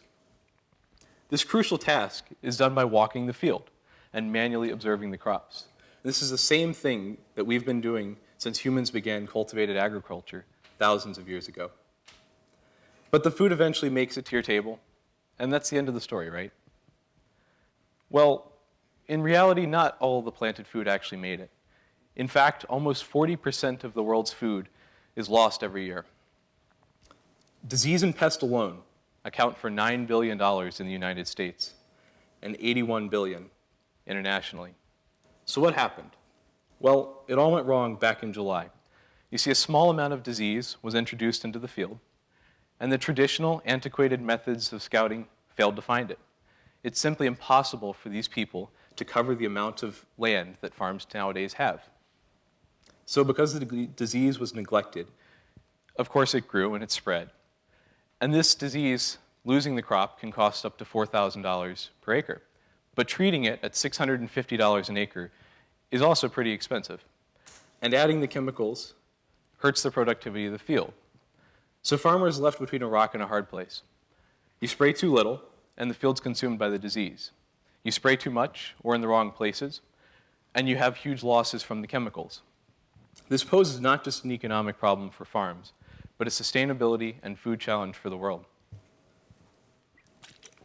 So imagine instead that back in July, the farm had replaced his antiquated scouting techniques with Groio's system, and instead used a small unmanned aircraft to fly over his fields. That's all of his land, not just the limited portion that people can easily access. Now imagine that he also had some software that was able to identify the disease before it became a massive problem. So now his scouts could be used effectively to target these troubled areas, instead of walking through a field the size of 1,000 Manhattan city blocks looking for the proverbial needle. This pinpoint accuracy is part of a growing trend known as precision agriculture, and farms today have the ability to target troubled areas, but they don't have the information they need to use these tools. Using our system, farms can monitor their fields more frequently, effectively, and precisely, and by catching the disease early, we prevent the exponential growth that decimates farms. So Groio provides a two-part system to growers. The first component is the aircraft itself. The small platform is fully autonomous and carries specialized imaging equipment necessary to do the disease detection. The next component is the software. And from the collected images, the software can provide crop health reports to growers to help them with their management decisions. More importantly, though, it can identify the early signs of disease, and that's what stops the devastating outbreaks. So this chart shows potato farming on a per acre basis, and it shows some of the selected expenses that Groio directly affects. And you'll see that farms spend a lot of money right now on chemicals, harvesting. Well, Groio represents a very small addition to the scouting budget, which farms are already putting money into. But you notice we slashed the chemical cost. You also probably noticed the harvesting cost went up. And while that might normally sound like a bad thing, that harvesting cost comes with an even greater return in revenue later. So if we can even have the loss, we actually double the profit per acre. And for a typical 3,000 acre farm, this results in about $1.2 million in additional value. Right now, we currently have the flying aircraft prototype and the data processing algorithm, and are refining both with the help of our early partners. You can see the rows of potatoes here on the first image, unprocessed on the top. And you can see using our system, these continue. So that suggests that this is the healthy part of the potato. Down here it stops. It's a complete black square. And that's where the pest actually began moving in from the right side of the picture. We're fortunate to have a great set of partners ranging from an academic research extension to the largest potato farm in New York. And these partners have been working with us to collect our data and validate our methods. Groio will launch in spring 2016 through direct sales of leased aircraft and a per-acre monthly subscription service. We will then leverage the existing network of trusted agronomists to grow our customer base while expanding our product line. Sajith Ryan and I grew up together in southwestern Virginia, and we've been working together for about 5 years. We have a collective 22 years of experience with unmanned aircraft and are now supported by great advisors from agriculture to data science, like Pram and some of the others here. Groio is looking to partner with more farms to expand our network and improve our capabilities, and by doing so, make agriculture disease a thing of the past. Thank you. Good job.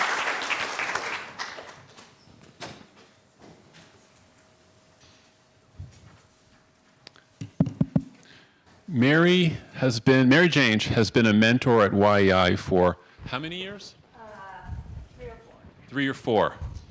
Mary has taken on a number of interesting tasks over the years. As a principal for a local consulting company, she has a long background. She's an SOM grad and has a long background in doing marketing assignments and helping teams fashion solutions in terms of customer insights. And I think that's an especially appropriate background given the team that she has been chosen to select tonight. So here is Mary Jane to introduce Hugo and Hobie.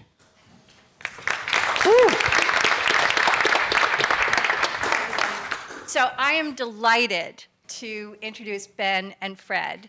I met them at the session at the beginning in the spring when we get to meet all the companies, and I was just so intrigued with their vision of really providing innovative design and furniture at an affordable cost. What I didn't know after talking to them was they also have a vision for a very innovative way of bringing their products to consumers and customers, which as a non-digital native has been really intriguing and interesting for me to be a part of, along with the other mentors who I'm sure they'll talk about in a few minutes.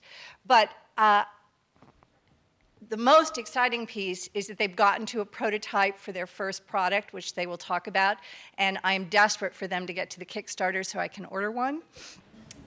They've gotten those prototypes into working spaces and are learning a lot about customers, which as a marketing person is always really important to me. They've started to build some key partner relationships to actually make this a doable thing, and they have some really interesting ideas on how this will be a business and a company expanding in the next couple of years. So I hope you'll join me and enjoy sort of a new look at how furniture might actually arrive in our homes. Thanks.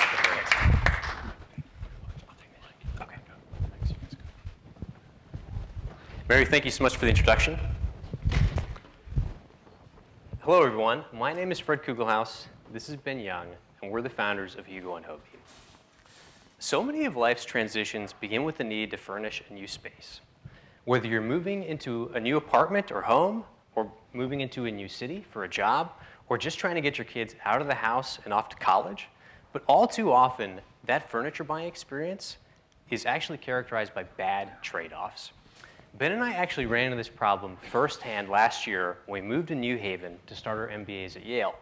We were basically faced with 2 options.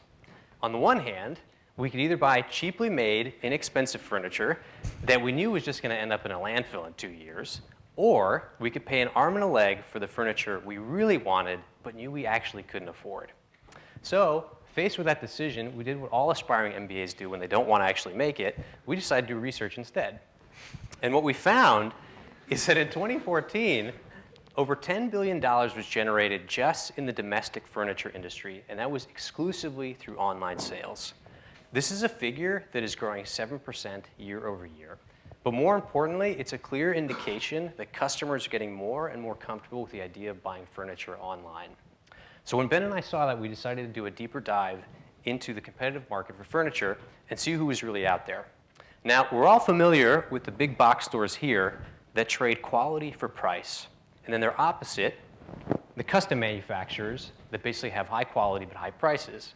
What surprised us the most is just how uniformly distributed all of the other usual suspects are. They're always trading price for quality. So Ben and I started to ask ourselves, why is it so hard to be producing here at high quality and affordability? And when we started thinking about that, we started to talk to other customers, potential customers, to see if anyone else was having this problem. We talked to other graduate students, working families, professionals, and over again, they described the furniture buying experience as a trade between style, convenience, sustainability, and affordability. And that's where the idea for Hugo and Hobie came up. We're trying to create a furniture company that completely turns that model on its head by providing scalable sustainability and craftsmanship. Let me explain. So, furniture is only meaningful if you tell the story of the people and places behind it. From the source of the materials, to the skills used to manufacture it, the concept behind the designs, and ultimately you feature the end users who are actually going to be using the furniture in the first place. To do that, you have to reimagine the concept of a showroom. We're doing that now by building a cutting-edge e-commerce platform that will allow customers to virtually see the furniture in their homes before they purchase it, order samples of the materials we're actually going to use of the furniture through the mail, see the physical furniture if they want to through our pop-up showrooms, and get immediate support in the form of video directions for assembly and maintenance. We're also innovating on our business model. You see, traditional furniture retailers start by trying to predict their sales a year in advance, manufacturing that inventory based on those predictions, and then trying to sell that inventory through retail stores. But here's the problem. It's the customer that ends up paying for both the inventory risk as well as the storefront expenses in the form of markups. Hugo and Hobie, on the other hand, holds no inventory, and we ship our products directly to customers through our website. In order to hold no inventory, we're batching orders in the form of pre-sales on our e-commerce platform. These are essentially internal Kickstarter campaigns when we launch each new product, and this allows us to eliminate our inventory risk entirely. Doing so allows us to provide our customers with high quality products for lower prices by avoiding some of the major cost centers of traditional furniture retailers. The thing is, though, the only way to execute on this business model is with an excellent network of manufacturers and suppliers who share in this vision. Fortunately, Yale has provided an incredible network from which to build this group of manufacturers and suppliers. And so we're getting ready to execute on that now. So where are we now? This past winter, we built a series of prototype desks that sold out in just 3 weeks. Now we're partnering with designers on our first large-scale product, a manual cranked sitting to standing desk that we're getting customer feedback on as we speak. Here's where we're going. In the fall, we'll be launching a Kickstarter campaign to sell our sitting to standing desk. It's the perfect test model for our perfect test case for our business model. We'll go into production in the winter to deliver to our customers in the spring.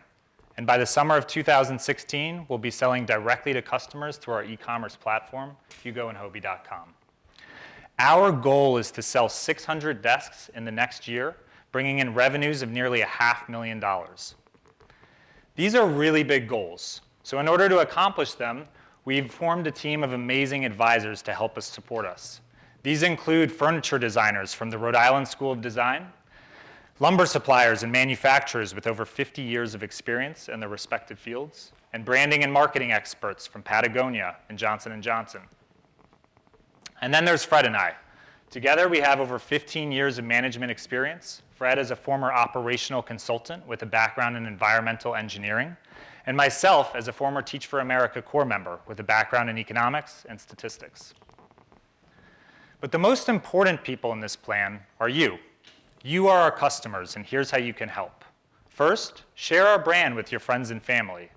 Second, introduce us to excellent manufacturers and suppliers who you know will share our vision. And finally, consider supporting us through buying a desk in the fall during our Kickstarter campaign. So we saved the best question for last. Why the name Hugo and Hobie?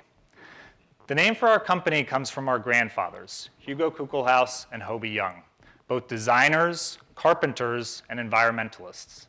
These were individuals that understood that a great product is beautiful, sustainable, and affordable. So with their inspiration and your help, Hugo and Hobie can deliver on that promise. Thank you so much.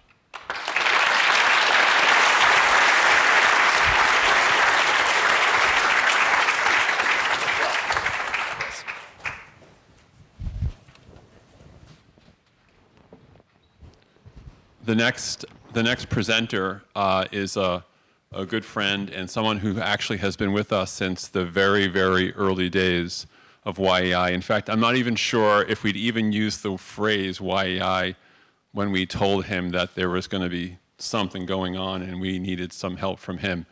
Rob Bettigal has been a mentor, an operating board member, speaker at the fellowship, an entrepreneur in residence at the School of Management. I think he's taken the trash out on occasion. He's done just about, in fact, I'm not really sure how he has time for a day job because every time I turn around, he's someplace at YEI doing something for us. So with that background, I asked him to come to the stage and to introduce the next team, a fellow engineer, Saffu. So here's Rob Bettigal. Thanks, Jim. Well, it's absolutely my great pleasure to be here to introduce Chen and Saffu. Chen came to New Haven, I guess, a little bit later than this time last year.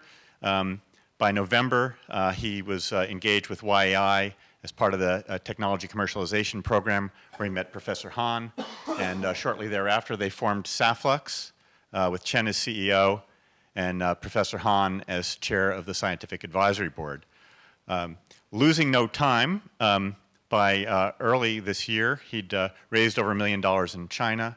I had the pleasure of working with him at one of his SOM classes, the Practicum for Founders, Management 646.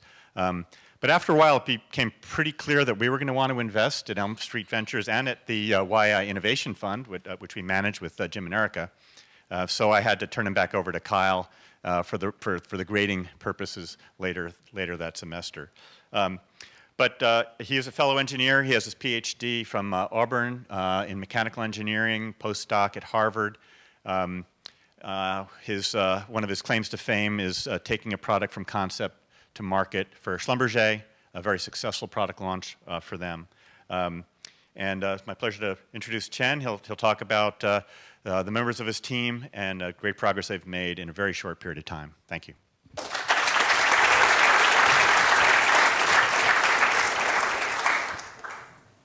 Well, thank you, Rob. Hey, everybody. My name is Chen, and today I'm introducing you Saffu, the next generation high-power semi-polar LED chip. So as Rob have introduced, Saffu was founded by Professor Jun Han and I last year. And Professor Han is the William Norton Professor and Chair of Electrical Engineering Department at Yale University. And after 6 years hard research, he developed this semi-polar technology that enabled us to produce this high-power LED chip that is affordable and which we believe will also bring a revolution in the LED industry. With this patented technology, we actually, as Rob mentioned, raised over, actually, till now, about $1.5 million. And our investors include Zenfund and Sequoia Capital, and more importantly, YEI Innovation Fund and Rob, the Elm Street Partners.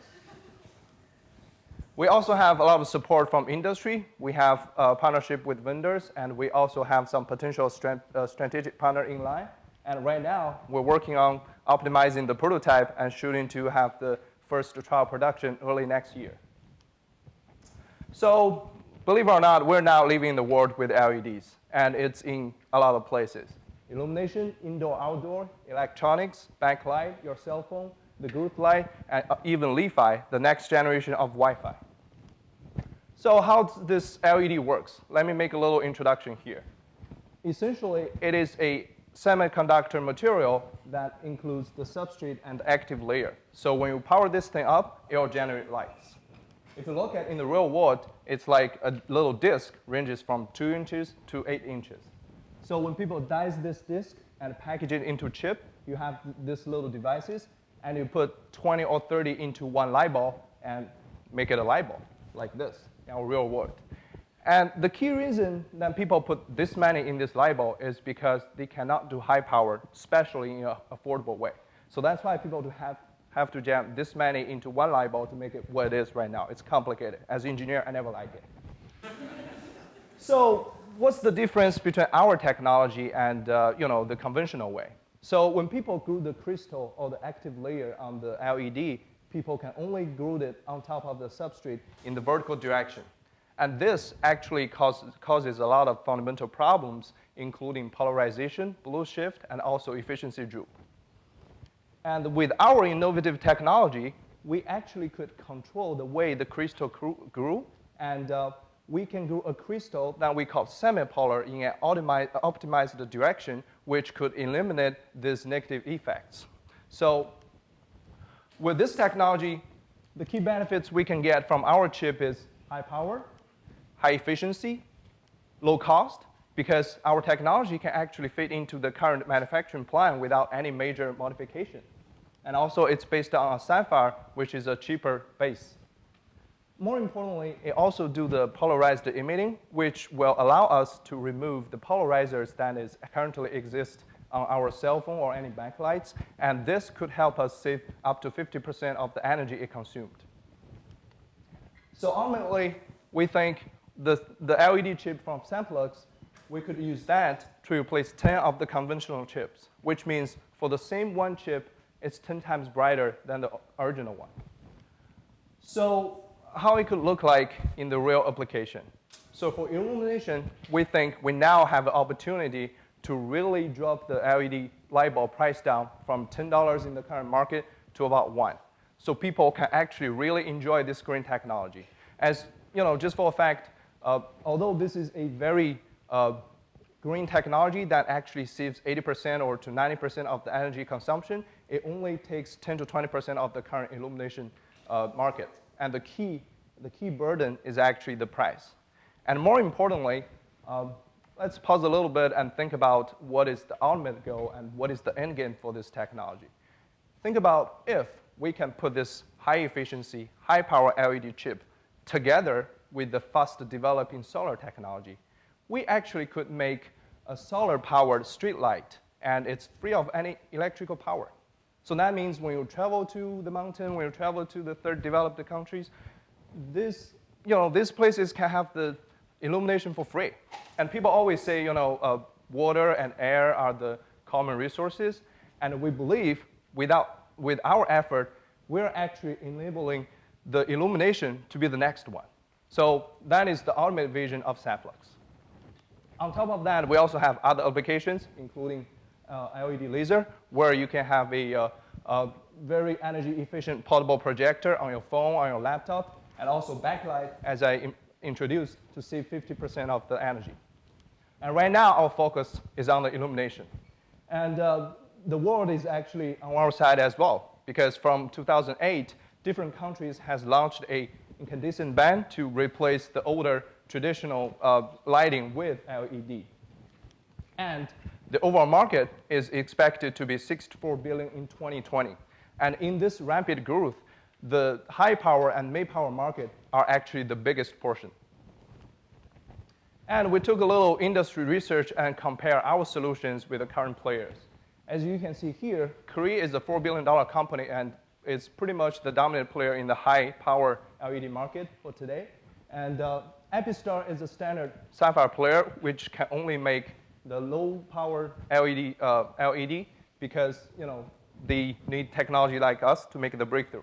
So as you can see here, our solution or our material cost is much lower than Cree, and we can produce much higher power than Epistar.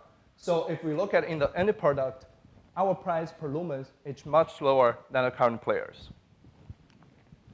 And right now, besides me and Professor Hong, we're lucky to have Ben and Jay working on the technology, and Cindy and Terry working on the marketing and the product itself. We're also very pleased to have very good advisors with us. Anne and John are helping us with marketing and industry, and Hui and Wei are helping us with strategy and technology. So far, as I said, we closed the first round of financing and already started our R&D, and we're shooting to have our first next round of financing early next year when we have the trial production ready. And the next round, we're shooting for somewhere between 10 million to 20 million. With that, I conclude my presentation, and we're eager to have connections from the industry and support from different parties. Please feel free to talk to me afterwards. Thank you.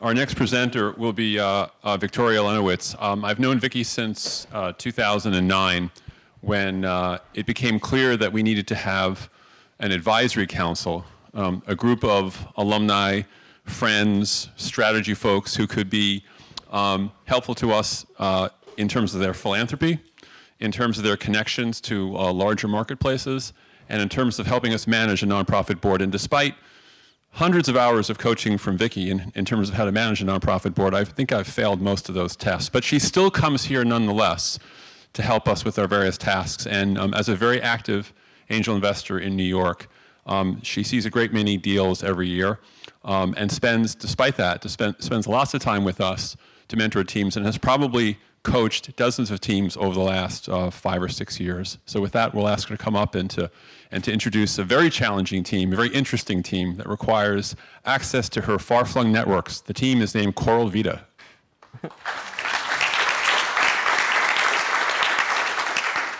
Good afternoon, everyone. I'm delighted to introduce Sam Teicher and Gaeta Halpin, who are the co-founders of Coral Vita.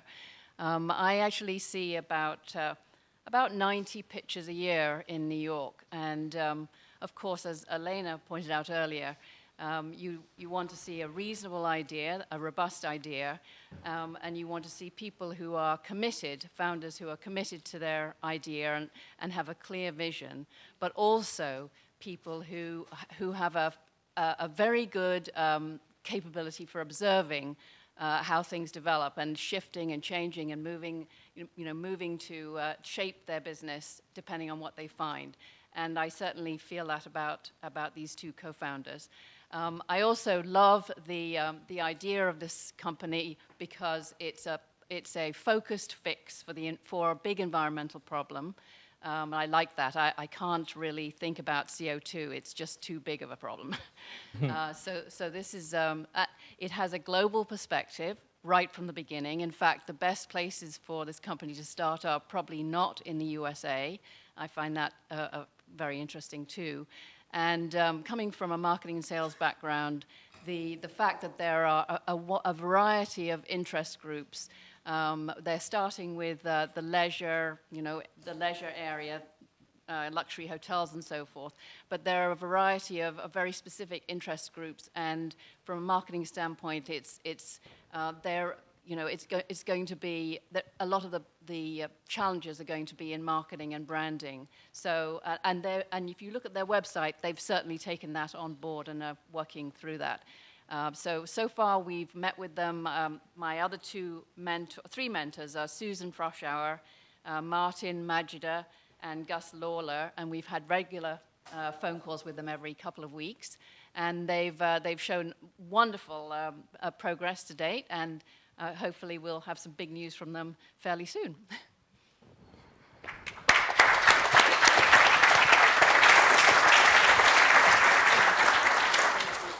I don't think we do. Yeah. Thanks, though, Vicki. Thanks, Vicki. I'm Sam Teicher. And I'm Gaeta Halpern, and we're the co-founders of Coral Vita, a company to restore our world's degrading coral reefs. So many of you are familiar with the beauty of coral reefs. These vibrant ecosystems support a quarter of all marine life and over 500 million people around the world. There are also economic powerhouses, generating $30 billion annually through fisheries production, coastal protection, and ecotourism. Unfortunately, these ecosystems are dying at frightening rates. In just the past few decades, we've lost 30% of our world's coral reefs. Due to climate change, ocean acidification, and local impacts, we're projected to lose 75% of all the reefs in the world by 2050, and with them, all the value that they provide. The good news is there is a solution. Over the past 2 decades, scientists have developed a technique known as coral farming, where we can grow resilient corals in nurseries like this one and transplant them into reefs to bring them back to life. So traditional ocean farming is proven to work on a local scale. I myself started up one of the coral farms that you see here while I was running an organization in Mauritius. And these types of projects have been shown to lead to an increase in 30-fold in fish diversity, as well as a 7-fold in marine life abundance. However, they have several key limitations, primarily that they only can grow a select species of corals. As well, they are not scalable to meet the needs of worldwide degradation. We overcome these challenges by raising our corals in land-based facilities. By using a central facility on land, we are able to supply multiple restoration projects. We're able to optimize growing conditions to improve the resiliency of corals to these changing conditions. And we grow a greater diversity of corals, and we do it faster. Specifically, we're able now to grow corals 25 to 50 times faster than they grow in the wild, thanks to a method developed by our technical advisor, Dr. David Vaughn. Now, looking at this brain coral here, these types of bouldering corals are essential for reef productivity, but are not feasible to grow in in-ocean nurseries because to reach the size you see here would take decades. We're now able to grow it in a matter of months. So putting this in perspective, looking at an island like Puerto Rico, they currently have several in-ocean farms already running. However, to meet the 7% annual decline in coral cover, they would have to establish countless in-ocean farms all around the island, which is simply not feasible nor scalable. With a land-based Coral Vita facility, we're able to supply multiple restoration sites, grow corals that are more resilient with greater diversity and are grown faster. This model will enable us to supply all the customers who rely on reef health. These include luxury hotels that cater to dive and eco-tourists, governments whose economies are powered and people are fed by reefs, legally mandated damage repair projects following events such as ship groundings or dredging, as well as foundations and corporations whose mission or CSR initiatives are geared towards ocean health. So Sam and I recently received our master's degrees from this beautiful School of Forestry and Environmental Studies, where we focused on the intersection of business and the environment. Before coming to school here, we were both working internationally on development projects. Dr. David Vaughn is the director of the Coral Restoration Program at the Mote Marine Lab in the Florida Keys, where he developed the technique we use to grow corals 25 to 50 times faster. We're excited that Dr. Vaughn has chosen to partner with us in order to commercialize this process. So over the past year, we've made significant progress to bring this venture to life. In addition to bringing on board Dr. Vaughn, we've built relationships with some of the key players in the Caribbean tourism industry, as well as the marine conservation community. We've talked to potential resort customers, ranging from a new development on Leonardo DiCaprio's island in Belize to the Punta Cana resort in the Dominican Republic, both of whom have expressed interest in hosting our initial coral farm. So by next year, we plan to formalize a relationship with one of these eco-resort partners to build our first coral nursery. These types of luxury resorts routinely spend massive amounts on creating new guest attractions. Tens of millions of dollars for a golf course, or $1 million simply to resurface a pool patio. For the relatively modest price of $300,000, we will offer them the opportunity to create a vibrant coral reef the size of this room that their guests can enjoy. Once we've demonstrated the value that we can provide, we plan on scaling up to a larger facility which can service the entire suite of customers that Sam just mentioned. One of these facilities would be capable of producing over 100,000 corals a year, which we could sell to restoration projects all over an island. At this scale, it will only cost us $10 to produce and install one of these corals, and we'll be able to generate over $4 million in revenue. Our long-term vision is to create a network of these large-scale facilities, first spreading throughout the Caribbean and then franchising our methodology with regional partners in order to bring reef restoration around the world. This will enable us to fulfill our mission of sustaining reefs and the value they provide well into the future. All around the world, reefs are dying, and communities are left with barren seascapes like the one you see here. At Coral Vita, with your help, we'll be able to bring these reefs back to life. If you or anyone you know is involved in ecotourism or marine conservation, or is simply a lover of oceans, scuba diver who would like to learn more, please don't hesitate to get in touch with us. Thank you. Thank you.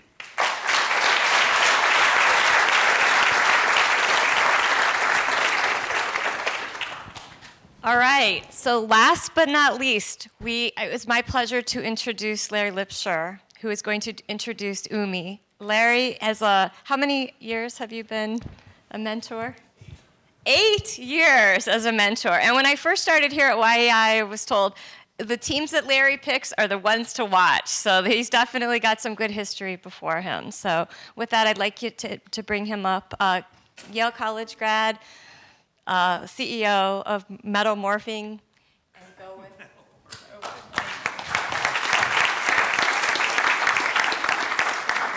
Thank you. It's fun to be here.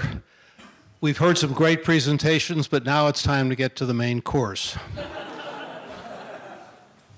The Umi team, Khalil, Jason, and Hallie Meyer, have brought the concept of fresh, home-cooked foods to your home table to a reality.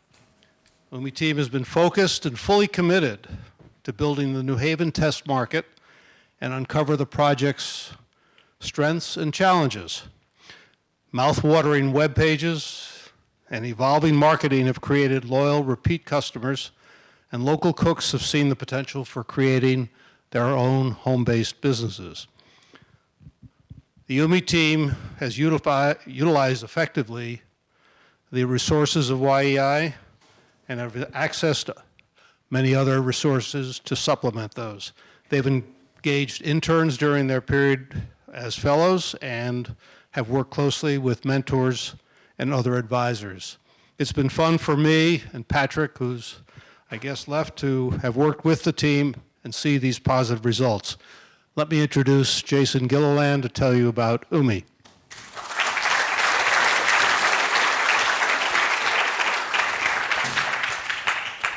Thanks, Larry. Good afternoon. I'm Jason Gilliland, and along with Khalil Tawil and Hallie Meyer, I'm building Umi Kitchen, the marketplace for home-cooked food. We make it possible for talented home cooks to sell their food to their neighbors by delivery. Umi is the Arabic word for my mother, and our story starts with these two women, Khalil's mother and grandmother. They immigrated from Lebanon to Montana in 1976, and they're pictured here baking Lebanese flatbread, which they would sell in their local farmer's market in order to make ends meet in those early years. Now, Khalil is a 29-year-old grown man. He's 200 pounds. He's an Army veteran, and all he talks about is how much he misses his mom's home cooking. It's exhausting.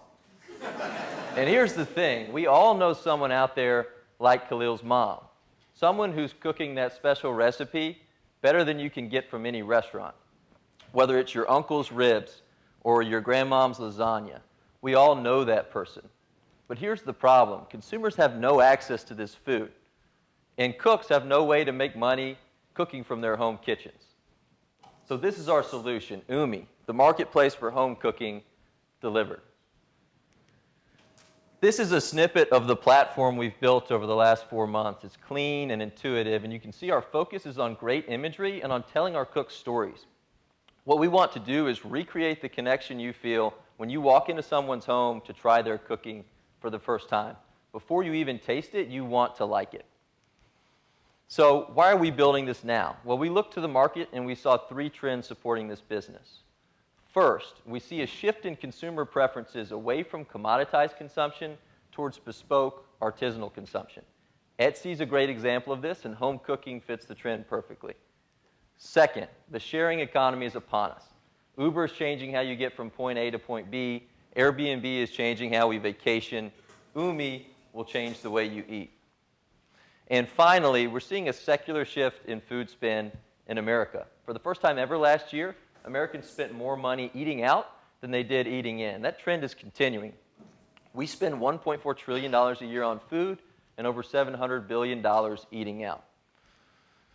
So we met early this school year. We immediately clicked. We started working on this idea, and we realized we wanted to actually go out and test it. So we ran our first trial in February. Khalil's mother, the original Umi, flew out to New Haven, and she cooked 80 Lebanese meals over 4 days. She's a saint. We sold out, and people loved it. So for our next trial, we wanted to test whether we could go out in the community and find more cooks like Khalil's mother. We did. We found 6 cooks. And over 4 days in April, they sold 119 meals. Now, like many sharing economy businesses, we face a complicated regulatory environment. Through our process of onboarding these early cooks, we've developed a food safety program. We require our cooks to have food handling safety certifications. We inspect home kitchens following a rubric similar to what the government uses. And we provide for liability insurance in the event that something goes wrong. Now, as Yale Law students, we believe we have an unfair advantage in tackling these issues. Less because of our own skills, and more because we can reach out and touch people in our network who can bring us to answers. We're meeting with key decision makers at the state and municipal government levels, with thought leaders in legal academia, and we're putting together a plan that we're very confident in when it comes to tackling these regulatory complexities. So after our first 2 trials, we felt we'd really unlock something, but this summer we wanted to prove that we could do it over a sustained period of time. So we started our 3rd trial, summer operations, in June. Through the course of the summer, we've onboarded 9 cooks. We sold 368 meals over 20 days, and we've generated over $5,000 in revenue. And we've done that in 4 small zip codes here in New Haven with basically 0 marketing budget. So what are our key learnings? Well, the most striking thing we've learned this summer is that families are our best customers. We looked to our data and we saw that 88% of our revenue comes from the sale of multiple meals. Families are driving this. They tell us that Umi alleviates the guilt they feel when they order takeout for their kids, and that's powerful. We've also been really astonished to see how well we've retained customers. Over 80% of the customers who ordered from us early in the summer came back and ordered again.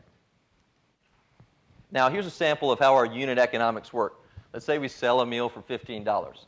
The home cook keeps 10, of which we found about 50% is profit. We allocate $3 to delivery, and Umi keeps $2. Now, in reality, our average transaction is a sale of 2.5 meals, so these numbers look even better because delivery costs are lower. Umi is a platform for entrepreneurship by our cooks, cooks like Anthony, who's with us today. These folks are making real money doing this. Based on our learnings in New Haven, we think that home cooks can make $18,000 a year cooking only twice a week on our platform. The market opportunity is huge. Our immediately addressable market is the $70 billion delivery and takeout market. That number is growing, and we're going to take a chunk of it. Now, if we take our unit economics and we apply them to a larger market, we begin to see how this thing scales. At 500 cooks, Umi would generate $25 million in revenue and $2 million in profit. And in a place like New York City, 500 cooks is just a start. So here's where we are and where we're going. Through our first 3 trials, we feel like we've achieved a proof of concept. We found cooks, we found customers, and we've retained them both. We're now planning a fundraise with an eye towards launching in a major American city. We'll launch in that city by April 2016. By April 2017, we will be in 4 cities, and by April 2018, in 10 cities. So here's Team Umi. I'm Jason Gilliland. I'm Umi's COO and co-founder. I'm a Yale Law student. I graduated from Yale College in 2010, and after college, I co-founded a travel business in India. Khalil is my best buddy at law school. He's our CEO and co-founder.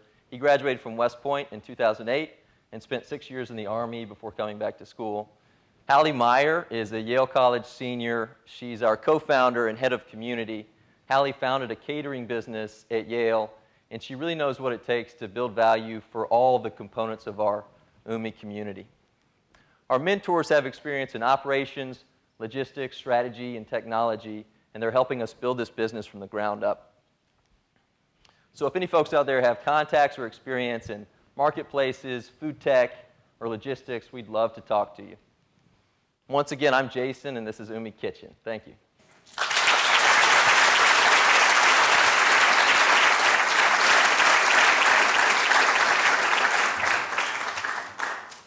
All right. Well, I want to thank you for sitting all patiently for the last 2 hours to listen to the very best teams that have come through our programs. Obviously, a lot of diversity from LEDs to coral farming. And now comes the really big piece. We need you to vote. We need you to vote for the best team from our YEI Fellowship this summer. If you haven't already picked up the ballots, they will be at the back, and we want you to pick the best team in your opinion, and we will have the announcements a little bit later this afternoon. And from here, we have refreshments and encourage you to go and join. So thank you so much for being part of this event.